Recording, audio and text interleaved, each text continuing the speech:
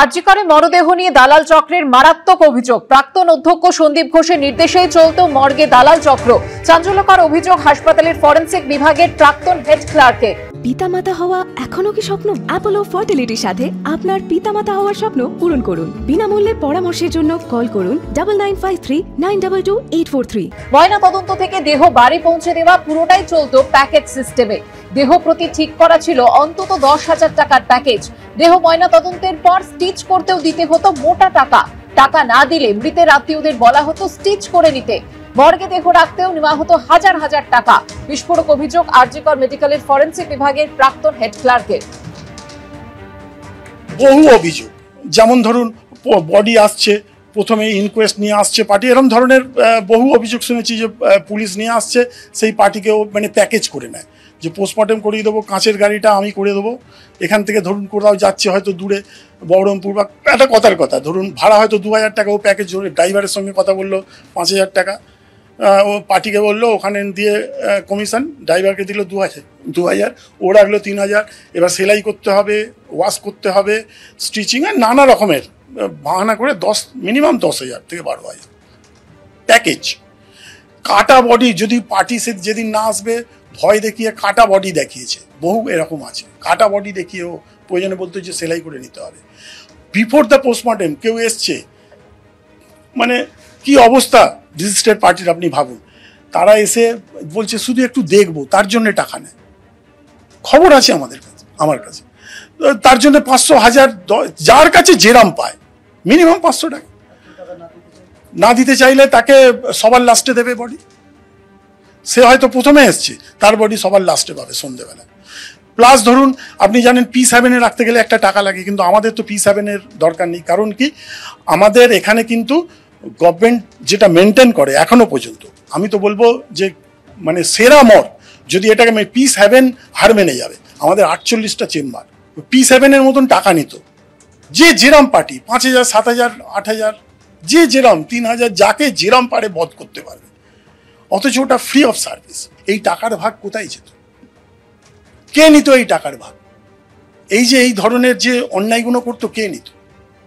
এবার ধরুন বডি, কাটা বডি আছে, এবার কাটা বডি পড়ে আছে, সেদিন হয়তো 2টো পোস্টমর্টেম, পয়সা নেই, পায়নি।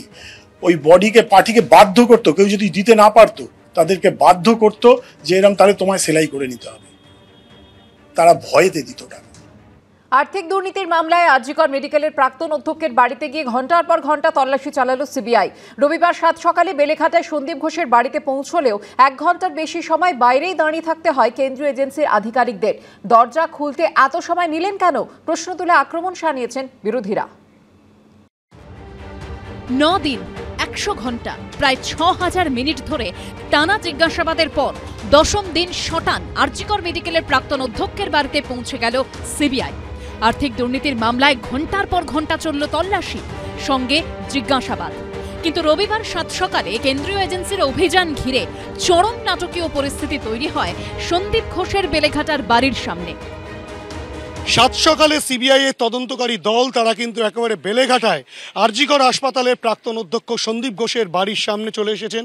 6:45 নাগাদ সিবিআই এর তদন্তকারী দলের সদস্যরা তারা কিন্তু প্রত্যেকে চলে আসেন, এবং যে চিত্র দেখা যাচ্ছে তারা কিন্তু সন্দীপ ঘোষের বাড়ির সামনে দীর্ঘ সময় অপেক্ষা করছেন।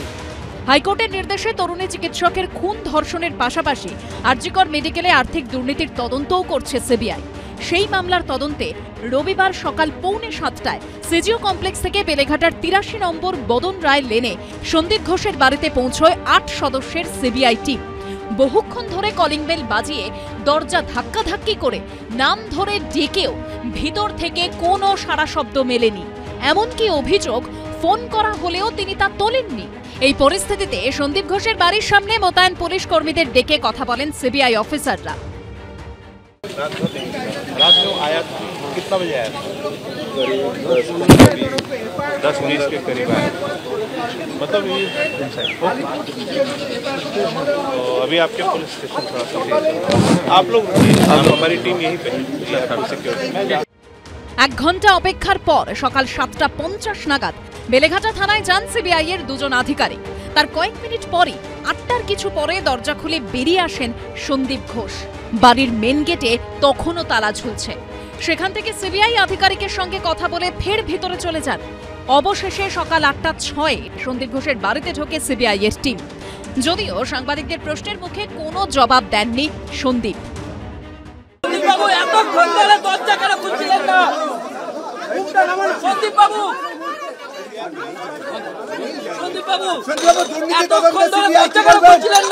গোটা পরিস্থিতিতে ইতিমধ্যেই তোমাকে দেখাবো কলকাতা পুলিশের একাধিক পুলিশকর্মী এবং অফিসার তারা কিন্তু এসে উপস্থিত হয়েছেন।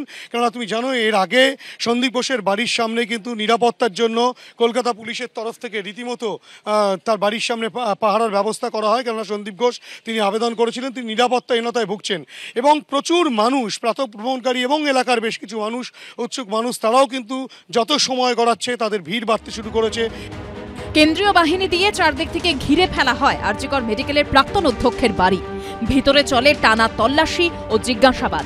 বাড়ির বাইরে ছিলেন কলকাতা পুলিশের আধিকারিকরাও।